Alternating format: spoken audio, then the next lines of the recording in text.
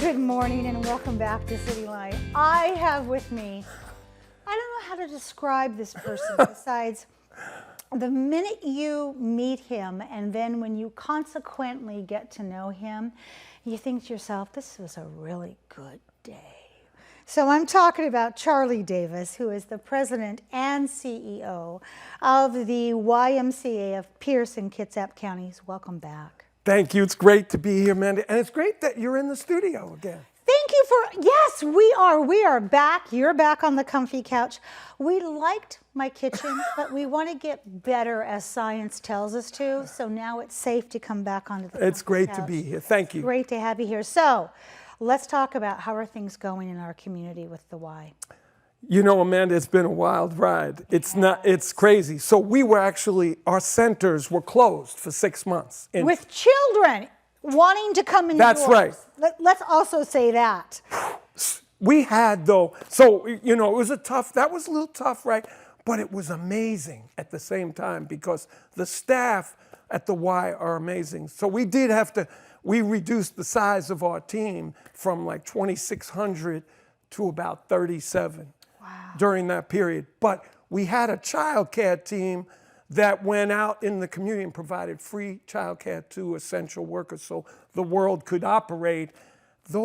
Just seeing that, Amanda, it would get you emotional. I'm looking at you going, this is the first time I've ever seen you fight back tears. Yeah, they were heroes because everyone was afraid to be out there on the front lines. And here were these people working on the front line to provide services to kids. I went to the sites and they, masks, and they were kneeling down to give these kids warmth and connection. And it was special, actually. That went on for 6-7 months, pretty heavy. Another thing that was exciting though, when we shut down, the staff just took out their phones and started filming classes from their living room, or like you, from the kitchen. Yes. And they performed, and they provided classes. It's that word pivot. Pivot was the word, wasn't it? Everybody was pivoting. And now we have a studio where we're professionally creating online or on-demand or live classes for people to stay connected. So pretty cool. Wow. Okay, so let's talk about, from your point of view, Charlie, you see that big 30,000 feet looking down on the YMCA because you are the executive director. That's your job to have that vision. As we were watching the youth in this pandemic, what changes came out of it in terms of their needs? So that's really great. So this summer, just to highlight that, this summer day camps are full. So we have like 5,000 kids across 2 counties serving, and it's invigorating to walk through and just see these kids. But as I've talked to a lot of people, they identify what they call the lost year. And this is the impact of the pandemic and being isolated, learning from home, being remote learning. These kids, and my staff tells me that, right, the transition years in particular, middle school to high school or elementary to middle school, the social skills, being able to adapt, it's a step. And now it's accentuated because they lost that year. So it's tough on the teachers at schools, but the staff, embrace these kids. They love being around their friends. They act out a little, so it's a little different. That's social. They're middle schoolers. That's right. They're supposed to act out. It's true. But you can see that the socialization, the catch-up now is pretty significant. So, Charlie, I rarely break this rule, but I have a side note to that. I was emceeing the Children's Museum, known as Green Trike here in Tacoma. Right. Their Tanya Duran. Farron, amazing. And they talked about something that you just touched on, but only in the birth to 5-year-old range, which you have littles too, because littles have to come someplace after school as well.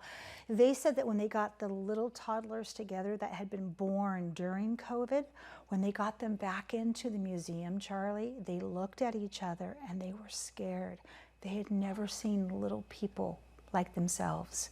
That's that lost year we talked about. Yeah, that's scary. It is. But it's very scary. It is. It Yeah. is the impact of wearing a mask Yeah. for young people. It was tough for adults, but Yeah, young it was. people. So what were some of the highlights? So the highlights is kind of what I was, saying about the staff is that even though things were totally different, they were willing to stretch, and you called it pivot, but to expand and try to reimagine what they could do. How can we deliver? So like this happened in so many ways, like Camp Seymour was really shut down, right? Camp Helen, our outdoor camps, but they provided outdoor activities. And we have this cool program. I call it, it's a signature program of ours, outdoor environmental education. This couple, they met at the camp, and now they've been married for 20 plus years, and they raised their kids. But they're passionate about the sustainability of the environment, and they teach that to kids. And they created an on-demand. They created it virtual, and they did it. They were having fun. Their kids were in the videos, but the schools used it for their curriculum. So we had an online, a remote dance recital. No. There were 100 kids in that. And the parents were on chat saying, oh, I love it. So everyone adapted. And the why continued. And I'm so proud of that, because that gets you emotional, because here's a case where our model was compromised. We couldn't have in-person, and we adapted. And we're continuing to adapt, because it's not easy still. Well, and it's not over. So It's not over. yeah, so continuing to adapt, what do we have in store for 2023, which back to school is just around the corner. So, Right. I mean, you guys don't stop. You're 24/7, 365. Right. You continue to go. But when you think about 2023 and this next quarter coming up, what's in store? Yeah, that's great. We talked about this in our meeting yesterday, and I said to them, how do you feel about the next 6 months? Or, 3 months? We can't even look sometimes because the uncertainty, but because the labor market has been a whole new dimension of having to deal with that. I mean, we can't hire enough staff.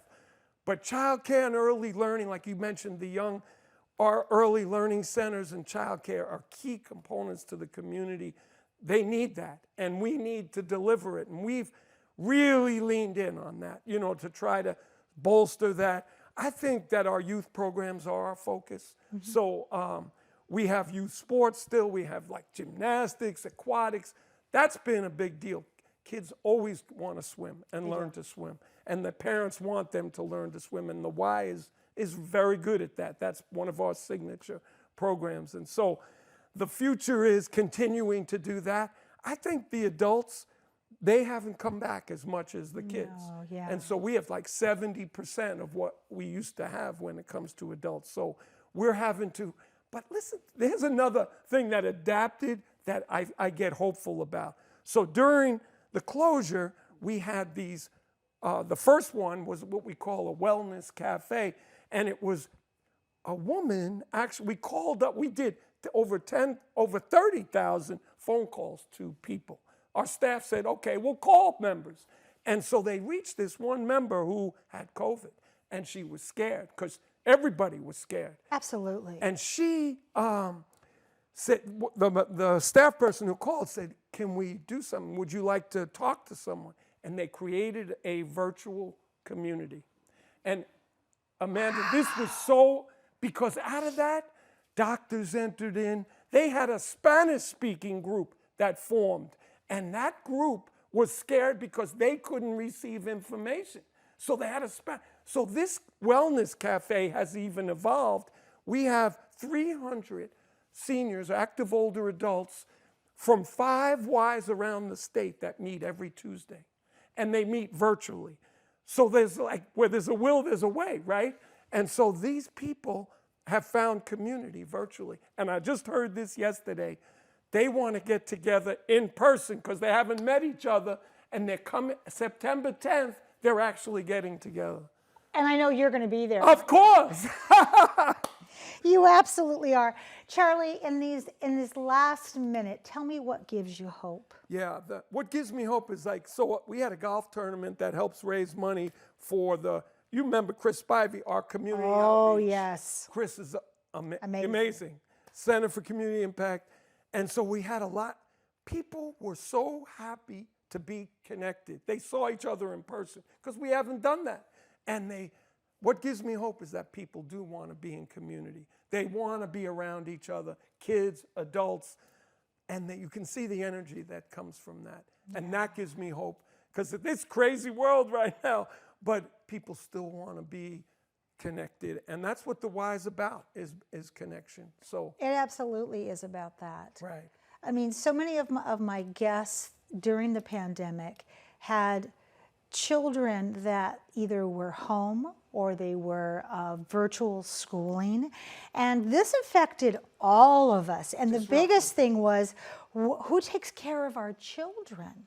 And you guys stepped in and said, we've always taken care of your children. We're going to continue to take care of your children. Absolutely. Charlie, you are the definition of collective effervescence. I haven't heard that. That's a good one. You are. And so I thank you so much for being here. Thank you for having me. Thanks for having the Y. Oh, Appreciate your work so much. Well, it pales in comparison. If you don't do your job, I have nothing to talk about. So thank you so much. You're great. Thank you, Amanda. You're welcome. We have much more to come on CityLine.